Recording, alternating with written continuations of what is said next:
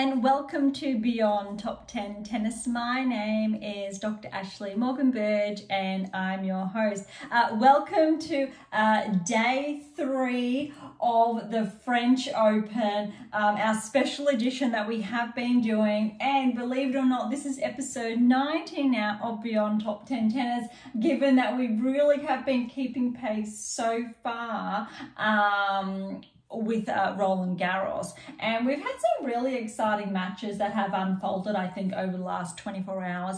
But before I dig into that, typically if you are listening to our audio only, I would give that introduction of where I've been, how far AM8 International has come, bit of a background. So I really want to encourage you to track back to those earlier episodes if this is one of your first times you're tuning in, really around, I think, or our first, say, 50 episodes, really focused on the secrets to optimal performance success. So that's one of my books. And then we took a new, let's say, trajectory to the secrets to optimal coaching success, another one of my texts. And essentially this season, so throughout 2024, we've really been diving into the latest WTA and ATP rankings and results. And we did that just a couple of days ago in conjunction with day 1 of the French Open. But given that exclusively, essentially, we are focusing on the French Open throughout this period, we're really just focusing on the current, I think, results that have been unfolding on a day-to-day basis. But if you want a little bit more or some additional resources while I grab them to dig into, and I have touched on this the last, I'll say, especially 2 days, my latest release, How to Develop a Top 10 Tennis Ranking, and also the 7 keys, really important. But to find out more about that, head on over to AM8 International. I'll leave all the links always in the bio, show notes, and it's just in the background there, though they're really pivotal, especially when we're looking at developing that top 10 tennis ranking. And again, where I've touched on previously, all of this is correlated with our Grand Slam success, how to win that maiden slam, and why our predictive analytics are really well positioned to pinpoint who's going to at least reach, say, the semi-finals of Roland Garros, and those more likely to win their maiden slam and progress. There's obviously a lot more in there, and we have covered a lot of that in the, say, previous 89 episodes to date, so I'll try not to double up, but those episodes are really fundamental, especially those first, say, initial 50 to 60 episodes. They essentially set a really powerful baseline with various data, information, in a staggered approach, in a manner of speaking, to really get you to understand where we've been and where we're going, so you can track along this journey, in a manner of speaking, with us. All right, let's dive straight into, I think, the results. We'll start, as always, on the WTA side, then move to the ATP, so the women's draw, before we switch over to the men's. And we'll look at the latest results, and then we'll give a little bit of a preview for what's to come on day 4. Really exciting. So we'll be summarising day 3 today. And look, the first match was really stand out with Zheng over Cornet. Pretty sure Cornet, this is her last French Open. She will be hanging up her racket this season. And I was really interested here, because Cornet definitely has, let's say, those weapons where she could have caused a lot of problems. This match has to be the best I have seen Zheng play since the Australian Open. Now that says something. What's a little bit, let's say, touch and go is over, let's say, that period between the Australian Open to the French, Zheng's results have been, I'm going to say, lackluster. So they haven't blown anyone away. I don't believe she has notched up a title this season, and that's okay. But when we're looking about progressing towards semi-finals to the finals of those 1,000 events, Zheng hasn't really been showing up.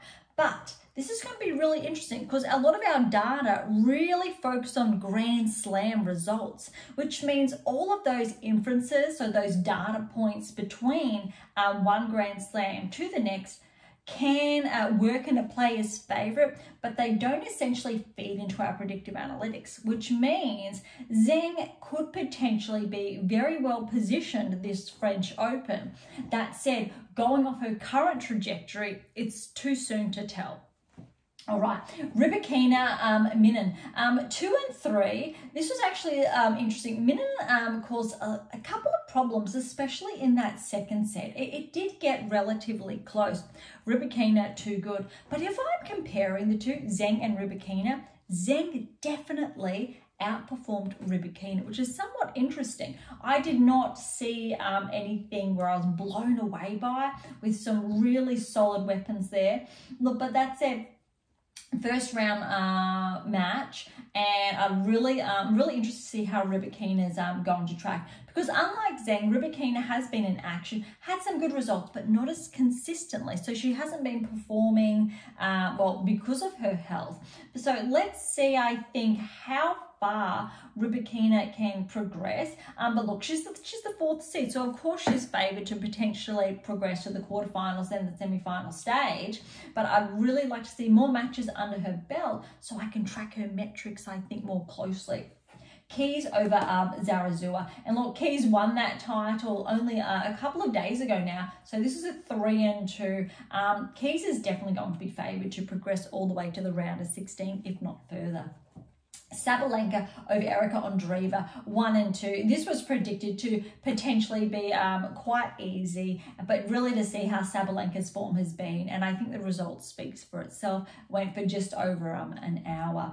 Kazakina over Frech, 7-5, 6-1. So recall in yesterday's episode, I really highlighted that this could potentially go to 3, and that first set really underscores how close it was, and then Kazakina really pulled away, correlating with her current ranking, which I absolutely love to see. Azarenka over Podoroska, 1 and 0. This is actually being blown away, because Podoroska has been tracking this season, albeit not as deeply as, say, Azarenka and her results, but this had the capacity for, say, a 4 and 4. So Azarenka had a very clean match, which is always really great to see, especially in those earlier matches where we know nerves come into play. Martic over Mladenovic, 4 and 4. Both of these players are exceptional in their own right. Mladenovic, I'm pretty confident, has been inside the top 20 for a number of years, obviously not in recent years. Martic's been healthy, let's say inside the top 35 quite consistently over the years. However, this is pretty evenly matched, and the scoreline shows 4 and 4 to Martic. Mertens over Carl, 3 and 7-6. That tiebreaker was 10-8. I always think it's very brutal, especially in those earlier rounds, to go out in a tiebreak that close. But for us, it's equally as exciting, and that it really underscores, I think, the power of securing that first set as Mertens did. Now look at this one, Rus over Kerber, 4 and 3. Really favoured Kerber here because of her past and those Grand Slams to her name. Though if you have been following Beyond Top 10 Tennis closely, I think especially over the last, I'll say 4 to 6 weeks, Rus has been a name that has been popping up quite consistently. So it's not surprising. I think on paper, most people would have thought Kerber with a very clean sweep win. Rus, however, she's been showing up, so this is a very good win for her. Evanesian over Zhu, 2 and 4. Navarro over Sonmez, that's a qualifier there. And Navarro, we know she broke into the top 20 on her rankings high, has just regressed slightly, I'll say, outside. So I think she's around 21 now at the moment. 2 and love. That's brutal. That is incredibly solid. Navarro, I think, is very underrated at the moment, and all going well, that's a round of 16 berth. Putintseva over Stevens, 1 and 2. This is somewhat surprising. Stevens has been playing quite well this season. I believe she already has a title to her name that she did notch up a couple of weeks ago. Putintseva has been tracking quite positively this season. However, I really favoured Stevens there because of her recent results. So this is actually a really solid match for Putintseva, and especially that scoreline. Under an hour. I'm going to say something just did not click for Stevens during this match, and Putintseva definitely took advantage of that lull. Blinkova over Cirstea. So Cirstea is a seed, and I think she's the only seed on the women's side that has gone on day 3. But this 6-3, 3-6, 7-6, but 10-5. That's big. Let's see how Blinkova keeps going, because that's a really impressive win. And Cirstea has had a relatively, I'll say, healthy season. So that's a really good win there. 2.5 hours. Sheriff over Yuan, 1-3. What's surprising here is Sheriff's ranking has been tracking this season. And again, if you've been listening to us for some time now, you would have heard me say Yuan is a really solid player. So having Sheriff with that win, I would have expected that to go a lot more deep into, say, a third set there. But that, yeah, 1-3. Stearns over Rybakina. That was 6-3, 6-7, 7-6. Look at this scoreline. The second set tiebreaker, 10-8. Third set tiebreaker, 10-6. So second set went to Rybakina, and third set to Stearns, 10-6.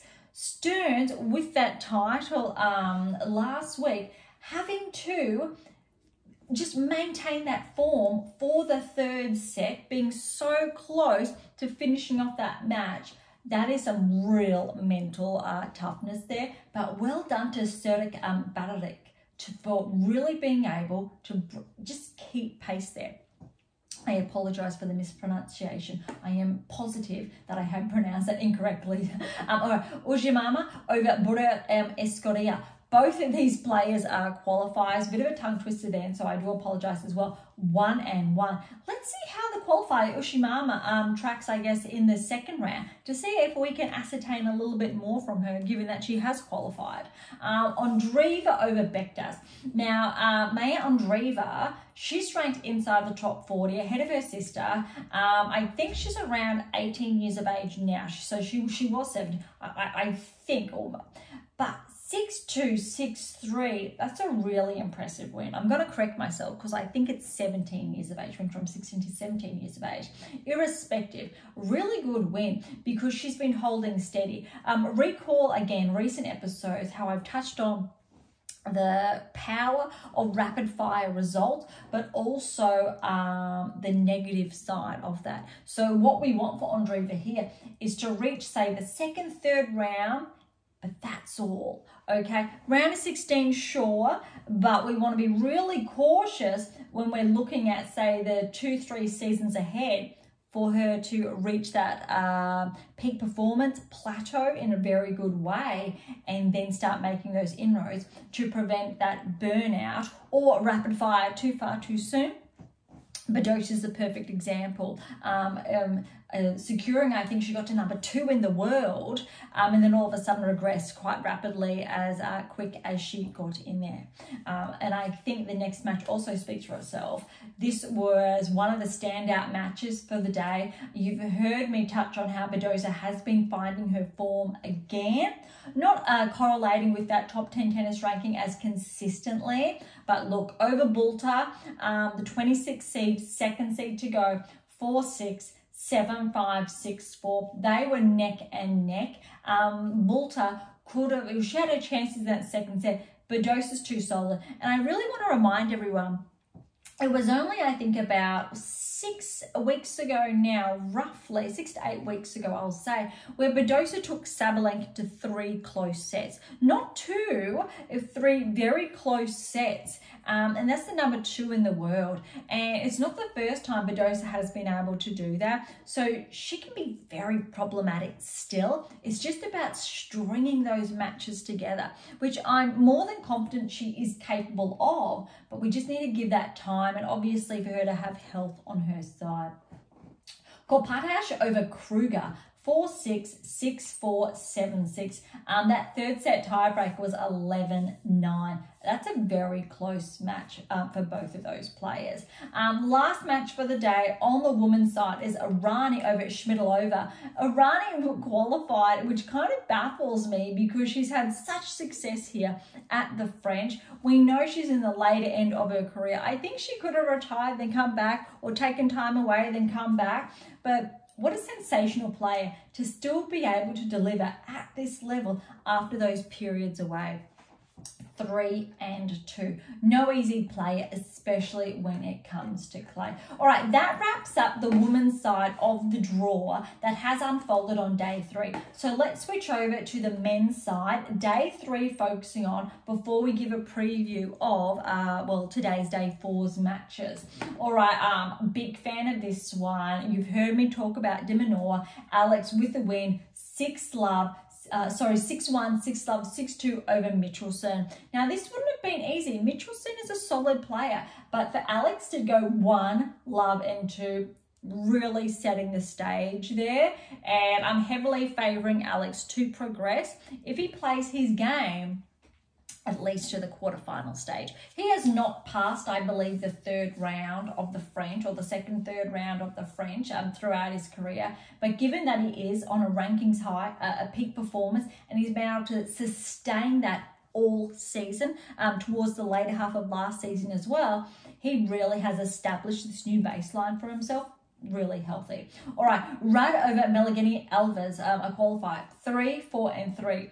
Ruud we know, and we've talked about how I think in form he is, but this is going to be really interesting, especially if you've got the likes of, say, a Ruud over Minaur, and they're playing both at that peak level. But I think we all know that that's not always the case when even a top 10 player plays one, they're not essentially at mutual peak performances, which essentially is a very big differentiator. However, I'm really looking forward to see how Ruud tracks, especially with how well his season is going. And also mentioned Tsitsipas yesterday, and we know that there's a number of other players in there, which makes this French Open really interesting / competitive from a different standpoint. Typically, we would be favouring, say, Nadal to Djokovic. We know Nadal exited yesterday. It was too soon to see how Djokovic is going to track. By all accounts, as the defending champion, you cannot write him off. But there are other players in the mix this slam that really could have those or cause those problems because they've been able to notch up those titles so far this season. Etcheverry over Kazuks. This was predicted to be a bit close here, and yes, Kazuks took that first set. Etcheverry with the win, 3-6, 6-2, 6-1, 6-4. And speaking of Djokovic, over Herbert, 6-4, 7-6, 6-4. They were neck and neck in the third, 4-all, before Djokovic got the break over Herbert and got the win. That was 2.5 hours. In retrospect, Ruud and Minaur were both under the 2-hour mark. So this was a bit tough, especially that second set. Tiebreak to Djokovic, 7-3. But I think that's a good start for Novak. He wants those a couple of tough matches to find his groove because he hasn't had enough matches under his belt. So I think if he's able to get those, let's say those first 2 to 3 rounds around this scoreline, he gets more balls to hit, and then he really starts making those inroads. But again, that said, it could go either way because our data is not essentially supporting Djokovic's slam or for him to defend his title. Although if we're looking at his Grand Slam metrics just this season, definitely a semi-final berth, potentially finals. If Djokovic makes the finals, he's going to be incredibly hard to beat. Potentially quarterfinals there. Though, again, this is all potentially, it is predictive, but we need to really account for the anomaly. And Djokovic is definitely an anomaly when it comes to Grand Slams, just like, say, a Nadal.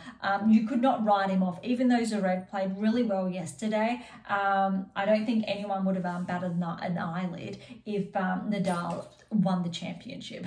I don't think either of them can ride off at a Grand Slam level. All right, Ruud over Evans, 4-4 and 4. This was very close as predicted, and it went for just over 2.5 hours. I'm going to be very interested to see how Ruud tracks, having regressed outside the top 10 this season. Potentially, he could find some rhythm on clay. Previous events so far this season, he does not have that title to his name. That said, he has been okay. But again, it's been a little bit unpredictable because he has been suffering earlier than anticipated. I'm not going to essentially favour Ruud to progress, but again, anything could happen. Bublik over Berge, 6-4, 7-5, 6-3. Bublik is one of those players on the men's side that really has been in form this season. And Bublik, if he is up against a top 10 player, I'm going to say he's going to cause some problems. So it'll be very interesting to see when that match up, or if it does happen. Goffin over Mapesh Pericard. Mapesh Pericard had that title to his name last week. Won it as that qualifier. No, I think it was a wild card actually. Had that huge rankings game, which you heard me chat about in conjunction with day one this week. But this is a really good standout. We know how good Goffin is, even if his current ranking does not correlate with his capacity. But look, 4-6, 6-4, 6-3, 6-7, 6-3. That went for 3.5 hours. That's a really good match for both. Mapesh Pericard should be super proud of himself. I think he did with that wild card here. And for Goffin to have that 5-setter, that's really exciting. All right, Ziperi over Mannarino. This is actually a very big win. So Ziperi is a qualifier. Mannarino, 22nd seed. Mannarino has had some really good wins this season. 4-6, 6-2, 6-1, 6-2. Very good scalp there. Rinderknech over Walton, 6-2, 6-4, 7-5. Struff over Brokaga, another qualifier. This was 3-2 and 1. Struff, good form this season, so this is isn't a surprise, but let's see what happens next round. Kaboli over Medjedovic, 6-2, 6-3, 6-7, 6-3. Unsure about Kaboli, how he's been tracking. He's not essentially on the radar. Medjedovic is a qualifier, but look, that's 4 sets is always good for a qualifier to get that set, especially a tight one and a tiebreaker. So let's see what unfolds next round.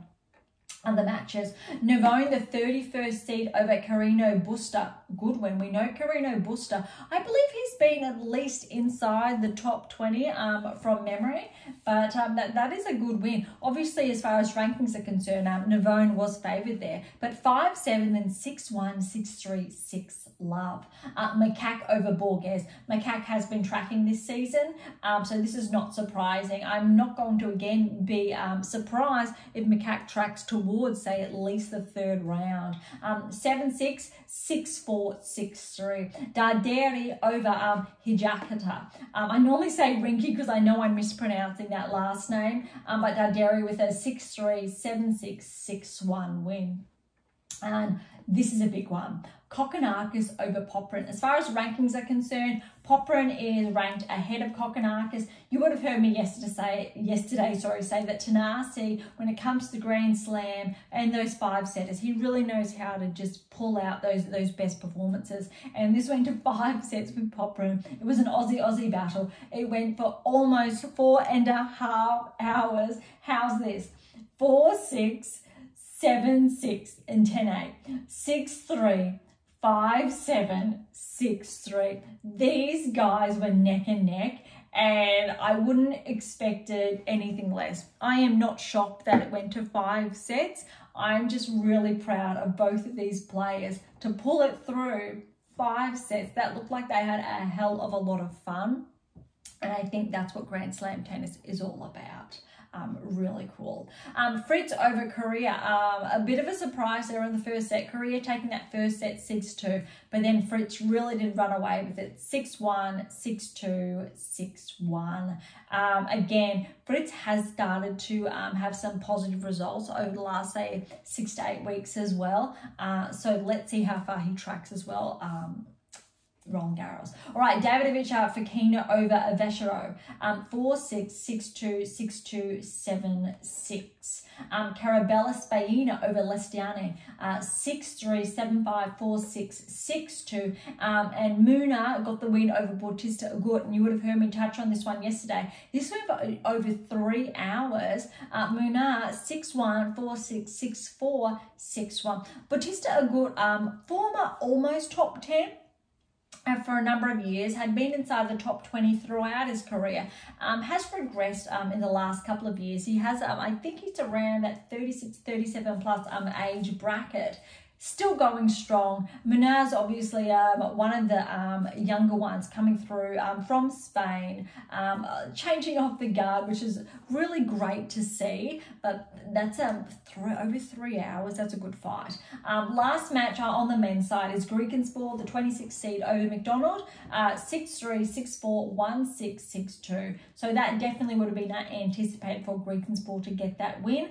Not essentially easy against McDonald. And look, McDonald got a set from Griekenspor, but that's a good win, just over 2.5 hours. Okay, that's a lot. Let's look over to day 4 and the matches I think to really look forward to. And I think there's a significant standout match today. And I did touch on that. I think it was yesterday, was Swiatek and Osaka.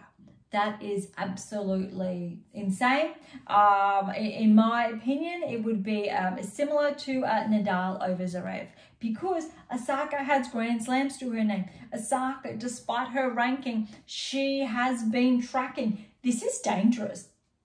I think this is potentially the hardest second round Swiatek has had.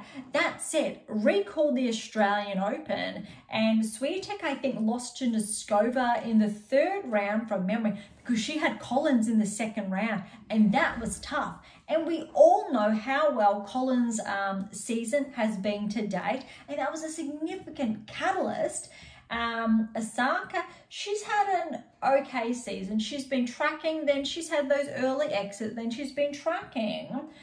So it does correlate with her ranking, which is around, I think, 134, 35 from when we touched on that on day 1. But this is going to be really interesting. I think Swiatek's going to have to play better than anticipated. Dangerous.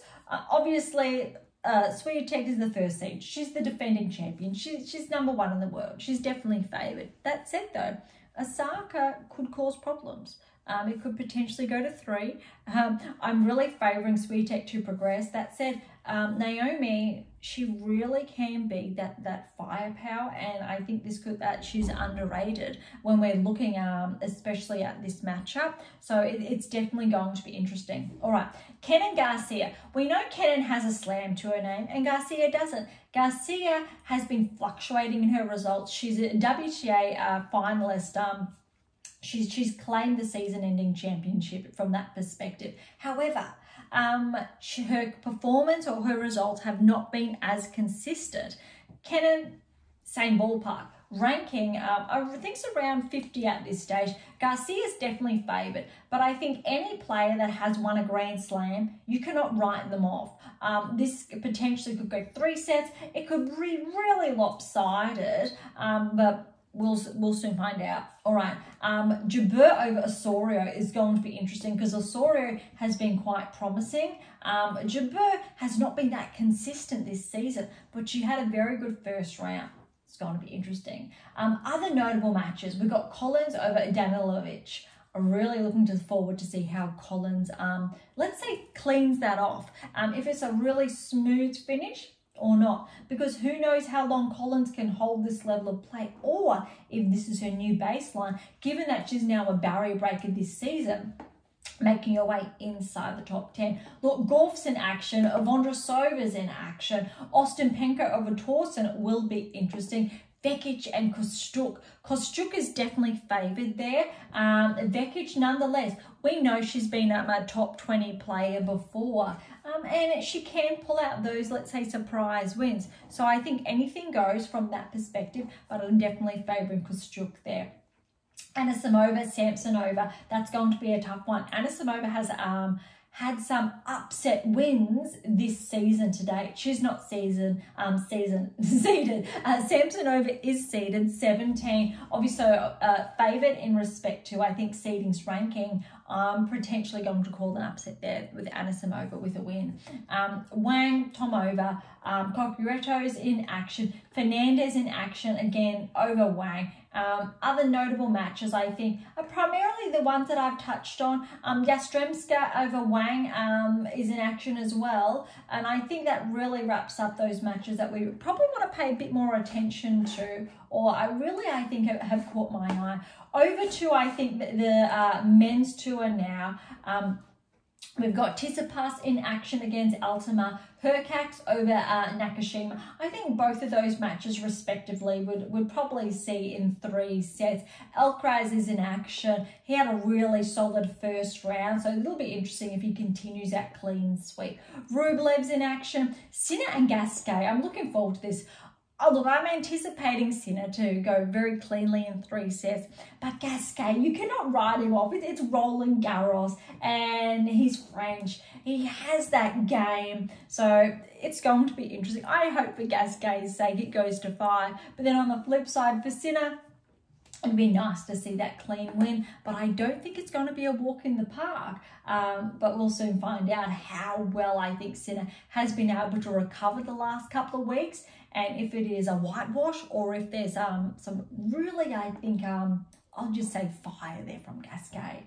Shevchenko's in action. Next one, I think, well, there's two really good matches I'm looking forward to. Shelton, Nishikori. That is like the new, and I'll say the old, but coming back. We know how good Nishikori used to be. Does Nishikori still have that capacity? And Shelton had a really good first round match, but that's going to be very interesting. And next that follows is Tiafoe and Shapovalov. Don't underrate Shapovalov. Tiafoe, he comes with that firepower. Shapovalov, though, is former top 10. He knows how to get it done. That said, favouring Tiafoe, but I would love to see 5 there. I'd love to see Shapovalov track back towards, say, the top 30. But let's see what Tiafoe can really, how he delivers.